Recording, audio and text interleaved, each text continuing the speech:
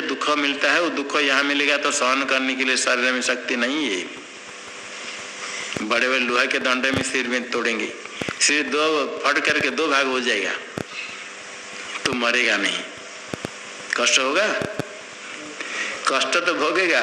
सिर दो भाग हो गया, ऐसे दो भाग, जैसे किसी फल को का बीच में तोड़ देते हैं, दो भाग हो गया, ऐसे रहेगा, मरेगा नहीं। इस लोक में तो थोड़े आघात तो लगा नहीं लगा खत्म, टूटे नहीं, थोड़ा चोट लगा तो मर जाता है। किंतु नरक में ऐसा है, सिर को पीट करके चूर्ण कर देंगे, पैर को पकड़ करके पीटेंगे, सिर चूर्ण हो गया तो भी मरेगा नहीं, फेंक देंगे उधर। जैसे पकौड़ा बनाते हैं, बड़े बड़े तेल के बर्तन में उसको लेकर डाल देंगे, चढ़ होता रहेगा, मरेगा नहीं। मर जाएगा तो दुख क्या भोग करेगा, उसको तो कितने हजार वर्ष भोग करना है, ऐसे दुख देते रहेंगे। तो ये सब दुख और बहुत है, नरक दुख है। तो उसमें और कुछ नहीं, हाँ मुंचा छोड़ो, हाँ मर गए, कौन छोड़ेगा? तो कर्म क्या, कर्म फल भोगना पड़ेगा, बहुत कर ऐसे। तो ये सब विचार करने पर पाप कर्म से निवृत्ति होती है। ये विचार करे, निषिद्ध कर्म पाप कर्म नहीं करना चाहिए। अपने किए हुए कर्म फल उपार्जन कहते, ये धर्म कर्म का उपार्जन स्वयं अर्जन करते हैं। अर्जन करते तो पुण्य अर्जन करना चाहिए, पाप अर्जन नहीं करना चाहिए। और जो विवेकी है वो सोचता है पुण्य कर्म भी हमको नहीं चाहिए, आगे स्वर्ग भोगने के लिए सत्कर्म करे ईश्वरार्पण बुद्धि से, परमात्मा साक्षात्कार के लिए। और पाप कर्म कैसे करेंगे? तो कुलक्षय करने पर पाप होता हम जानते हैं, इसे कहा कैसे होता आगे बताते हैं। कुलक्षय प्रणश्यन्ति कुलधर्माः सनातनाः धर्मे नष्टे कुलं कृत्स्न मधर्मो विभवत्युत।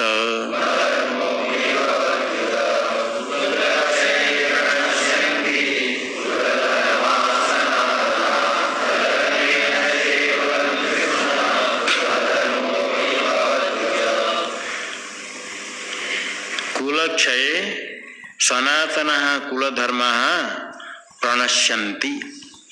कुलक्षय हो जाएगा, कुल का जो धर्म है प्रणश्यन्ति, प्रकर्षण नश्यन्ति, पूरा नष्ट हो जाएंगे।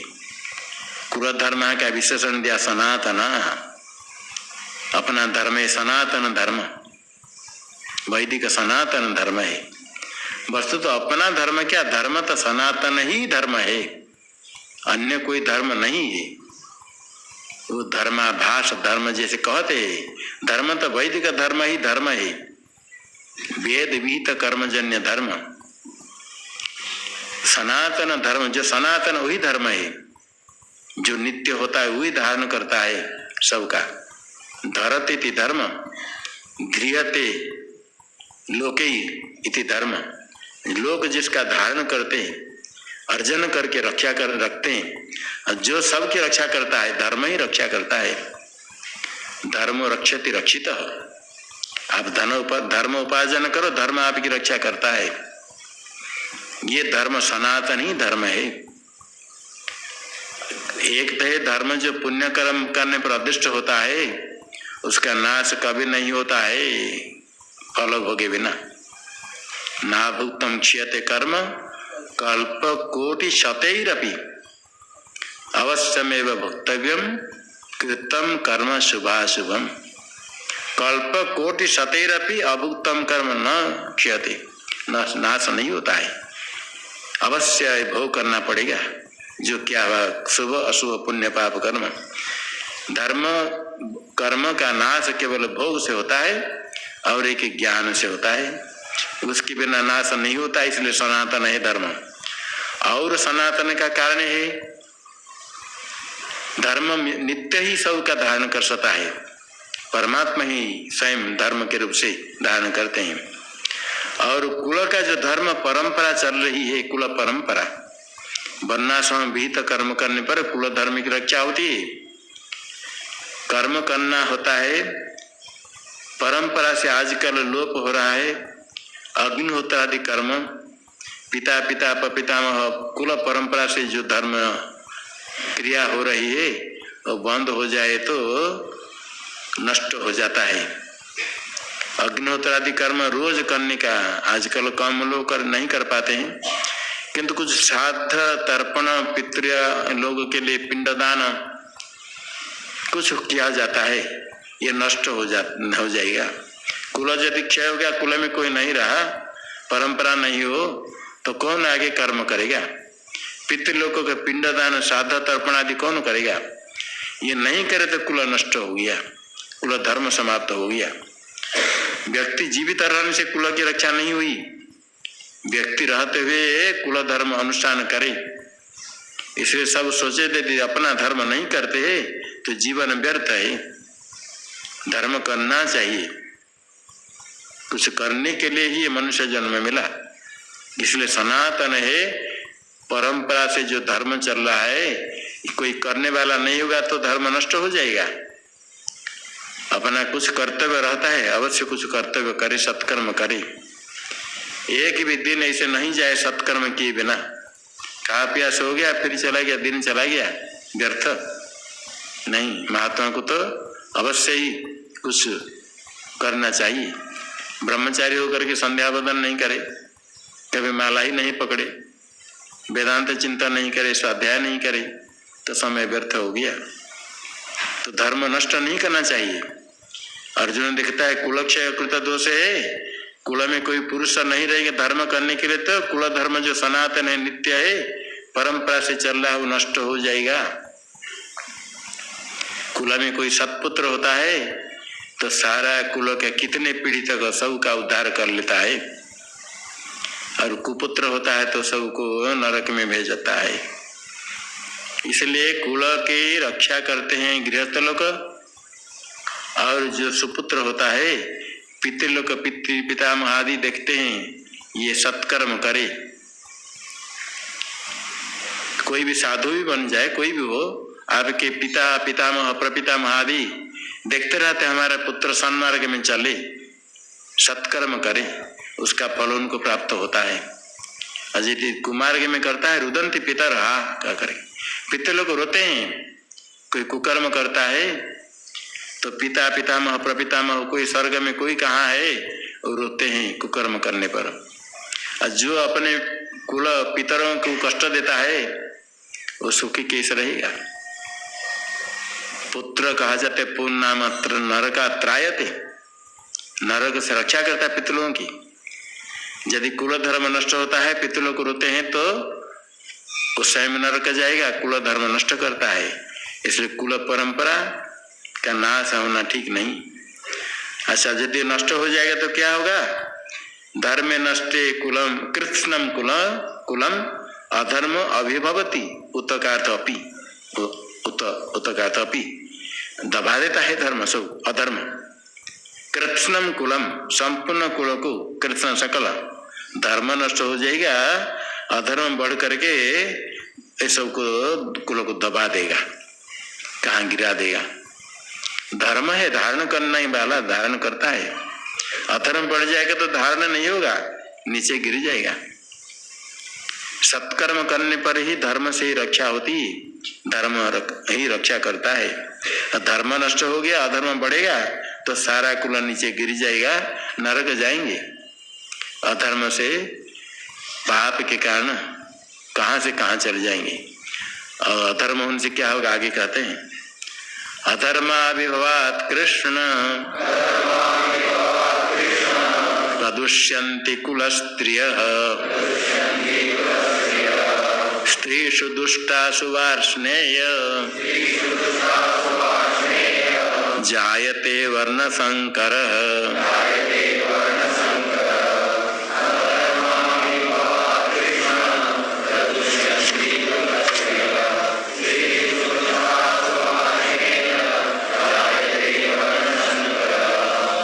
हे कृष्ण, अधर्माभिभवात् कुल स्त्रियः प्रदुष्यन्ति दुष्टासु त्रिषु सतीषु हे वार्ष्णेय वर्णसंकरः जायते। अधर्म जब बढ़ जाता है, कुल स्त्री प्रदुष्यंती, कुल की स्त्री दूषित हो जाती है। कुल की स्त्री गृह की लक्ष्मी कहते हैं, स्त्री पत्नी। कुल की स्त्री दूषित हो जाते हैं यदि अधर्म होता है। यदि कुल की स्त्री सुखी है, उसको दुख नहीं मिले, तो घर में लक्ष्मी वृद्धि होती है। दुष्ट नहीं हो, अपने कर्तव्य पालन करते हैं और पति भी उसकी रक्षा करता है, तो लक्ष्मी वृद्धि होती है। पत्नी अपने कर्तव्य करे, पति की सेवा करे, सम्मान करे और आगे शिशु पालन आदि कर्तव्य गृह कर्म है, करता है, करती है।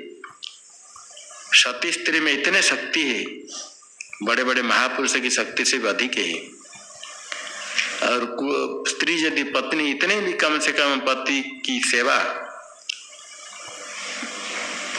पूरा परमात्मा बुद्धि करे तो परमात्मा का भजन हो जाता है पूरा। पुराने में आता है, स्त्री के लिए अन्य कुछ नहीं करे, पति सेवा से ही फल प्राप्त कर लेती है। स्त्री को कहते धर्म पत्नी, सहधर्मिणी। पत्नी शब्द बनाने के लिए महर्षि पाणिनि ने सूत्र बनाया, पत्युर्नो यज्ञ संयोगी। पति के इकार को न हो जाता है, यज्ञ संयोग, यज्ञ संबंधी में सत्कर्म के लिए ई को न हो जाएगा। नकारांत होने पर गीप, ई के गीप होकर के पत्नी बनता है। पति शब्द से पत्नी शब्द की निष्पत्ति होती है। यज्ञ संयोगे, यज्ञ उपलक्षण है, सत्कर्म करने के लिए पत्नी है। विवाह करते पत्नी भोग के लिए नहीं, सत्कर्म पुण्य कर्म करने के लिए। पत्नी पास में नहीं तो पुरुष अकेला कर्म करने के लिए अधिकार नहीं है। जिस प्रकार स्त्री स्वतंत्र कर्म करने के लिए अधिकारी नहीं है, इसी प्रकार पुरुष भी पत्नी के बिना कर्म नहीं कर सकता है। जैसे शास्त्रीय कर्म, वैदिक कर्म करने के लिए यज्ञोपवीत रहना चाहिए, शिक्षा यज्ञोपवीत हो तभी कुछ कर्म कर सकता है। विवाह करने के लिए भी शिक्षा यज्ञोपवीत चाहिए। विवाह में कुछ कर्म, शास्त्रीय विवाह करने के लिए भी यज्ञोपवीत संस्कार करना पड़ता है। बहुत लोग यज्ञोपवीत संस्कार समय पर नहीं करते हैं। विवाह के समय कहते 2 घंटा 1 घंटा में विवाह कर्म करने के लिए पंडितों को कहेंगे, बाकी में तो लाख लाख खर्च करेंगे। जो कर्म में विधि उसको करने के लिए कहेंगे 1 घंटा में पूरा करो, समय नहीं। बाकी नाचने कूदने के लिए, खाने पीने के लिए बहुत समय है। तो पंडित भी क्या करेंगे 1 घंटा के अंदर, तो जितने संक्षेप से कर सकते करेंगे। उसमें जनेऊ संस्कार अवश्य कराते हैं। जनेऊ को थोड़ा स्पर्श करा दिया, कभी डाल दिया। विवाह करने को पता नहीं चलता जनेऊ का कुछ हुआ या नहीं हुआ। उस समय कहाँ ध्यान रहता है, क्या कब कितने बार हाथ में कुछ लगा, चावल को डालो, कुछ करो, कहाँ करो। आजकल ये भी कर्म लोप हो गया। तो पूछने पर पता बोलते हैं पता नहीं जनेऊ संस्कार विवाह के समय हुआ था या नहीं, ये भी पता नहीं। यज्ञोपवीत संस्कार होने पर ही कर्म करने का अधिकार है। स्त्री स्वतंत्र कर्म नहीं करती है, किंतु पुरुष के साथ, पति के साथ मिलकर के, पति पत्नी मिलकर कर्म करते हैं। पत्नी के बिना पुरुष स्वतंत्र नहीं कर्म, स्वतंत्र एकल कर्म नहीं कर पाता है। तो दोनों मिलकर कर्म करते, इसलिए सहधर्मिणी कहा गया स्त्री को। साथ मिलकर धर्म करने के लिए ही पाणी ग्रहण विवाह करना होता है, कर्म सत्कर्म करने के लिए। इसलिए उनको कहते पत्नी। कुल स्त्री दूषित हो जाते अधर्म पाप होने पर।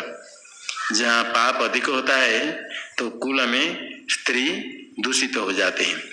और स्त्री जब दूषित हो जाएगी, शेष दुष्टासु, दुष्टा होने पर हे वासनीय वृष्णिवंश में उत्पन्न भगवान शिव जी को, भगवान श्री कृष्ण को संबोधन करते वर्ण संकर जायते, वर्णों का संकर मिलन मिश्रण, अन्य वर्ण अन्य पुरुष से संबंध होकर के पुत्र हो जाए तो वर्ण संकर होता है।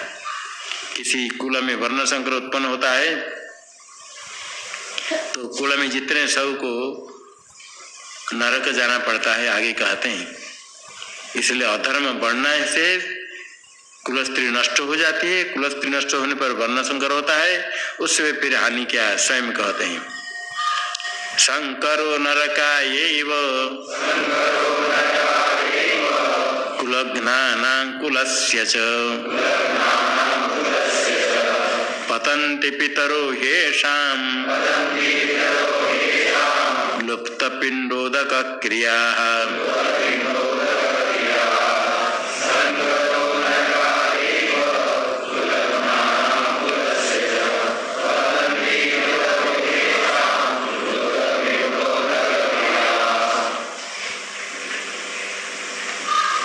शंकरो कुलघ्नानां कुलस्य च नरकाय एव हि येषां पितरः लुप्त पिंडोदक क्रियाः पतन्ति। शंकर नरकाय एव कुलघ्नानां कुलस्य च, जब वर्ण संकर संतान होता है वो नरक के लिए ही, नरक देने के लिए। किसको नरक देगा? कुलघ्नानां कुलस्य च, कुलस्य नरकाय कुलघ्नानां नरकाय। अपने कुल में जितने हैं पिता पितामह आदि है उनको नरक में पहुंचाएगा।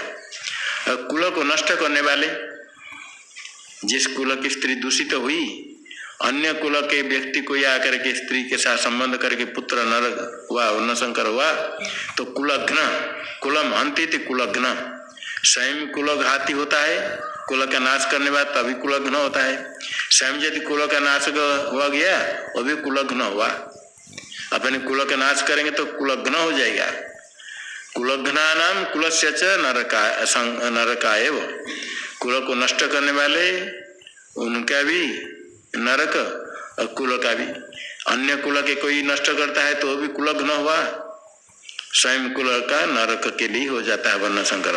क्यों होता है? ही कहा था क्योंकि ये यस्मात् ऐसा पितरो लुप्त पिंडोदक क्रिया पतंती, इनके जो पितृलोक होते कुलघाती और कुल के जिनका कुल नष्ट हो गया, पिंडोदक क्रिया लुप्ता पिंडोदक क्रिया ये शाम, एक है पिंड क्रिया और एक है उदक क्रिया। पिंड क्रिया है श्राद्ध, पिंडदान करते हैं। उदक से तर्पण, श्राद्ध तर्पण जो किया जाता है पितरों की प्राप्ति के लिए, उनको फल मिलता है। इसमें प्रमाण है, कभी कभी कोई पितृलोक मर गए, पुत्र कर्म नहीं करता है, कहीं कहीं पितृलोक में कोई आ करके कहते हैं मेरे लिए इस कर्म करो, अन्य के ग्रह रूप से प्रविष्ट होकर कहते मेरे लिए कर्म करो, गया में जाकर के पिंडदान करो, ऐसे कहते हैं लोग। फिर करते हैं, नहीं तो घर में कुछ अनिष्ट कराते नहाते हैं, घर में कुछ अनिष्ट होता है, उनकी बात नहीं मानते, घर में अनिष्ट होता है।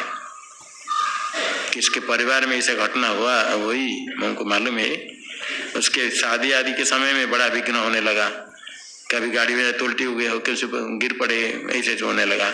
इतने उत्पात होने लगे तो सब लोगों ने फिर क्या हो क्या है पूछो, तो उनके घर में कोई उनके कुल के आती आकर के बताया तुमने ये कर्म नहीं किया मेरे लिए, ये कर्म नहीं किया मेरे लिए, वस्त्र नहीं दिया ब्राह्मणों को, तो फिर ये सब करने के बाद सब ठीक हुआ।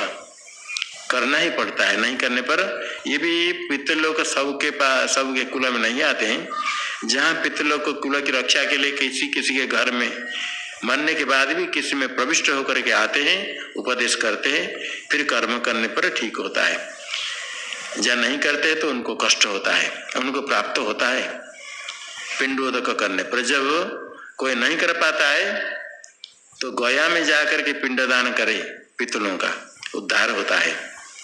यदि पिंडोदक क्रिया समाप्त हो जाए तो पितरों पतंती, कितने पीढ़ी तक पितरों का पतंती गिर जाते हैं, गिरते तो नरक जाते हैं।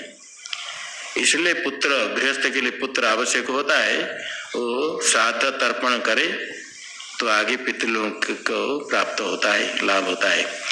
यदि संकर हो गया वो फिर देने पर पितृलोक उससे ग्रहण नहीं करते हैं, तो पिंडोदक क्रिया नहीं होती है, तो फिर पितृलोक नरक को प्राप्त करते पतंती। दोषैरेतै कुलघ्नानां वर्ण संकर कारकैः उत्साद्यन्ते जाति धर्माः कुलधर्माश्च शाश्वताः।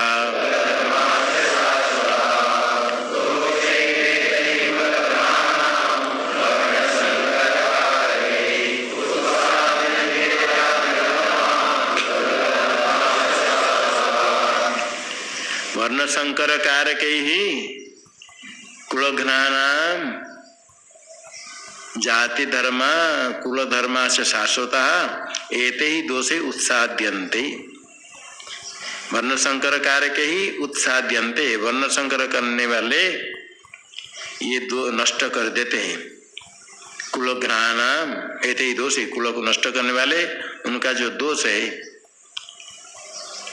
पाप होता है, पिंडोदक समाप्त हो जाता है। इनके दोष के कारण जाति धर्म कुल धर्माश्च, चकार से आश्रम धर्म, कुल की धर्म परंपरा से जो कुल का धर्म है, अपने जाति का जो धर्म है, आश्रम ब्रह्मचारी हो गृहस्थ हो वानप्रस्थ आश्रम धर्म जो कि सनातन शाश्वत नित्य है, परंपरा से चल रही है, वेद विहित है, शास्त्रीय है, वो नष्ट हो जाते हैं, उत्साद्यन्ते समाप्त हो जाते हैं, नष्ट हो जाते हैं।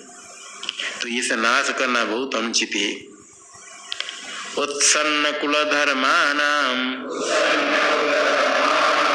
मनुष्याणां जनार्दनम् नरके नियतं वासो भवतीत्यनुशुश्रुमम्।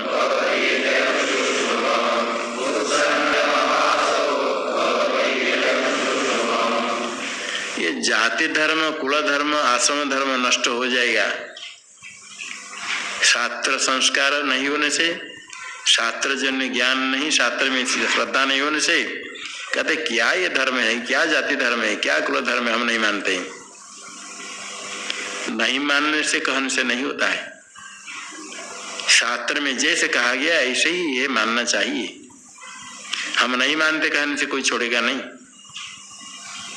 मानना पड़ेगा। नरक में जाकर के, नरक में जो यमदूत दंड देंगे वहां नहीं चलेगा, हम नहीं मानते। 2 प्रहार लगने पर फिर शब्द नहीं निकला, नहीं मानते कहने के लिए। ये सब धर्म शास्त्र में जैसे है ऐसे ही है। कुल धर्म नष्ट हो जाता है। कुल धर्माणाम मनुष्याणाम, हे जनार्दन नरके नियतम वास भवतीति अनुशुश्रुम। जिन मनुष्य का कुल धर्म नष्ट हो गया, जाति धर्म आश्रम धर्म नहीं करते हैं, उनका नरक में वास होता है। नियतम वास, निरंतर नरक में रहेंगे, निश्चित होकर के अवश्य ही नरक जाएंगे। इति अनुशुश्रुम, इस परंपरा से महापुरुषों से शास्त्रों की बात हम सुनते आते हैं। अर्थात ये सब धर्म के विषय में शास्त्र ही प्रमाण है और परंपरा सदाचार भी प्रमाण है, शिष्टाचार भी प्रमाण है। स्मृति प्रमाण है, श्रुति स्मृति सदाचार स्वस्य च प्रिय महात्मन, ये तो चतुष्टय प्राहु साक्षात धर्म से लक्षण। श्रुति स्मृति और सदाचार परंपरा और शास्त्र में ऐसा ही हम सुने आते हैं। प्रत्यक्ष नहीं दिखता है, जो प्रत्यक्ष नहीं दिखता है उसमें श्रुति स्मृति प्रमाण है। और भगवान कहते श्रुति स्मृति ममे आज्ञे, श्रुति और स्मृति मेरी आज्ञा है, भगवान कहते हैं। इसमें आएगा भगवान कहें तस्मा शास्त्रम प्रमाणम थे, शास्त्र ही प्रमाण है। इस प्रकार हम सुनने आते हैं धर्म के विषय में, ऐसे शास्त्र ही प्रमाण है। 14 लक्षण अर्थ धर्म, शास्त्र विधान ही विधि प्रमाण है। विधि धर्म में प्रमाण है, विधि वाक्य वेद वाक्य ही धर्म शास्त्र में प्रमाण है, वेदानुकूल स्मृति है। तो ऐसे हम सुनने आए हैं जिनका धर्म नष्ट हो जाता है, कुल धर्म नष्ट हो जाता है, ऐसे मनुष्य का वास नरक में होता है निरंतर, ये निश्चित है। इससे क्या सिद्ध होता है? मरने के बाद नरक में जाते हैं कौन से? स्थूल देह आत्मा नहीं है। जो स्थूल शरीर यदि आत्मा होता, स्थूल शरीर यहाँ समाप्त हो गया, भस्म हो गया, और नरक में किसका वास होगा? ये तो मिट्टी होकर यहाँ मिल गया, नरक में कहा? तो स्थूल देह से भिन्न आत्मा, ये विवेक है।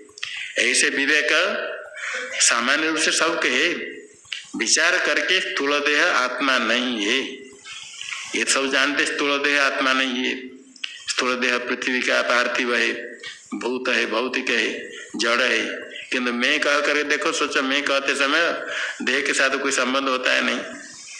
मैं मनुष्य, मैं मोटा हूं, मैं पतला हूं, मैं गोरा हूं, मैं ऊंचा हूं, मैं खड़ा हूं। मैं कहते समय मैं मनुष्य जो बुद्धि है, कोई यदि कहे तो मनुष्य है नहीं, मनुष्य नहीं, क्या पशु है? पूरा पक्का निश्चय हम मनुष्य है, देह में हम बुद्धि है।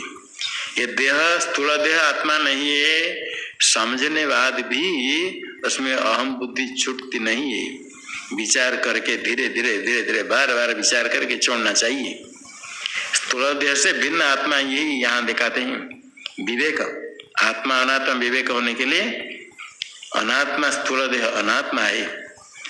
स्थूल शरीर मेरा शरीर, मैं शरीर कोई नहीं कहता है, मेरा शरीर कहता है। मैं शरीर नहीं कहने पर भी मैं मनुष्य ऐसे कहता है। मैं मनुष्य जो बुद्धि है, ये स्थूल देह में अहम बुद्धि है। मनुष्य तो स्थूल शरीर में है, सूक्ष्म शरीर में मनुष्यत्व नहीं। पशु हो, मनुष्य हो, देवता हो, सबके सूक्ष्म शरीर समान है, स्थूल शरीर में भेद है। तो मैं मनुष्य बुद्धि जब होती है, मैं मोटा, मैं पतला, मैं दुबला, मैं काला, मैं गोरा, ये सब बुद्धि होती है, तो स्थूल शरीर में अहम बुद्धि है। स्थूल देह से भिन्न आत्मा है। मैं नहीं होने पर भी मैं मनुष्य बुद्धि होने से ये तादात्म्य अध्यास है, एकत्व भ्रम। आत्मा और स्थूल शरीर का एकत्व भ्रम है, तो मैं मनुष्य ऐसी बुद्धि होती है। उसका निराकरण विवेक से करना चाहिए। जो मेरा है वो मैं नहीं हूँ, मेरा मकान मैं मकान नहीं हूँ, मेरा वस्त्र है मैं वस्त्र नहीं हूँ, मेरा शरीर है तो मैं शरीर नहीं हूँ। इसे गृह मेरा है मैं घर नहीं हूँ, वस्त्र मेरा है मैं वस्त्र नहीं हूँ, ठीक इसी प्रकार ये स्थूल शरीर मेरा है तो मैं शरीर नहीं हूँ। जो मेरा है वो मैं नहीं है, ऐसे समझ करके देह से भिन्न आत्मा देह में नहीं हूँ। और स्थूल शरीर को आप जानते हैं, जिसको हम जानते हैं वो अपने से भिन्न है। हम देखते सामने कोई वस्तु हमसे भिन्न है, तो स्थूल शरीर को हम जानते हैं इसलिए हमसे भिन्न है।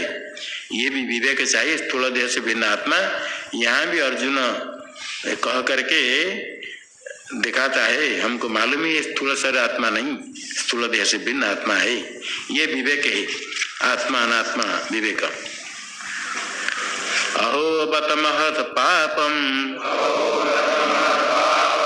कर्तुम व्यवसिता वयम यद्राज्य सुख लोभेन हन्तुं स्वजनमुद्यताः।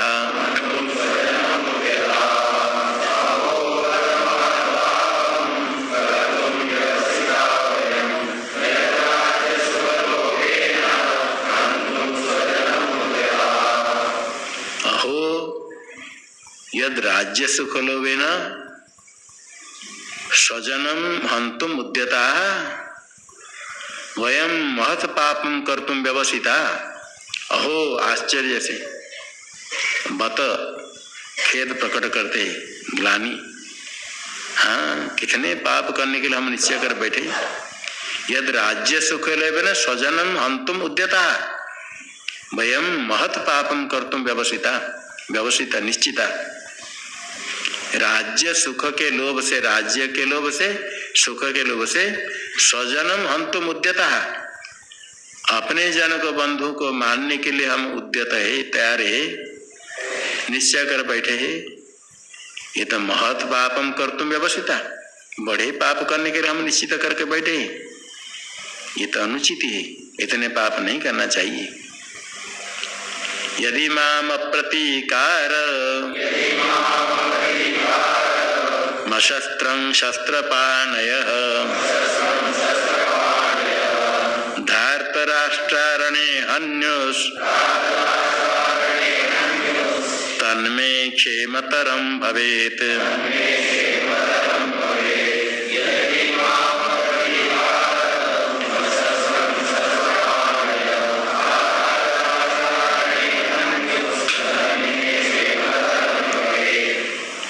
यदि धार्तराष्ट्राः शस्त्रपाणयः माम अप्रतीकारम अशस्त्रम रणे हन्युः तन्मे क्षेमतरम भवेत्।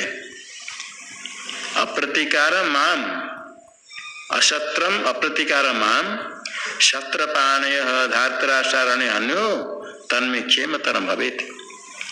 यदि शस्त्र लेकर के, शस्त्रम पाणु ये शांति शस्त्र पाणय, हाथ में शस्त्र लेकर के धार्तराष्ट्र धृतराष्ट्र के पुत्र सब दुर्योधन आदि, माम अशस्त्रम अप्रतिकारम, मैं शस्त्र छोड़ करके बैठा हूँ, कोई प्रतिकार नहीं करता हूँ, नहीं करूँगा, ऐसे रहता हूँ।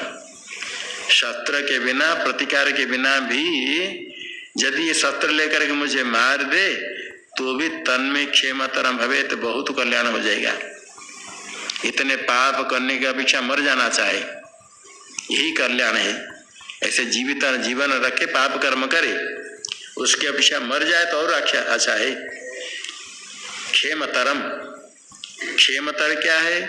अप्राप्त प्रापण होता है योग, अप्राप्त संरक्षण होता है क्षेम। जितने प्राप्त कम से कम इतने तो रहे और अधिक पाप नहीं हो। यदि जीवित रहे, जीवन रहे और इसे पाप कर्म करे तो जितने पाप अभी नहीं, अधिक पाप करेंगे तो क्षेम नहीं हुआ, कल्याण नहीं हुआ। कम से कम हमारे जितने कर्म इतने रहे, अधिक पाप नहीं हो, अधिक पाप बढ़ गया तो क्षेम नहीं, क्षेमतर होगा। तभी यदि अधिक पाप नहीं करे, पुण्य हमारा रहा, नहीं तो अल्प पुण्य, बहुत पाप होगा तो पाप दबा देता है। धृतराष्ट्र यदि मुझे रण में मार दे तो भी अच्छा है, कल्याणकारक हो।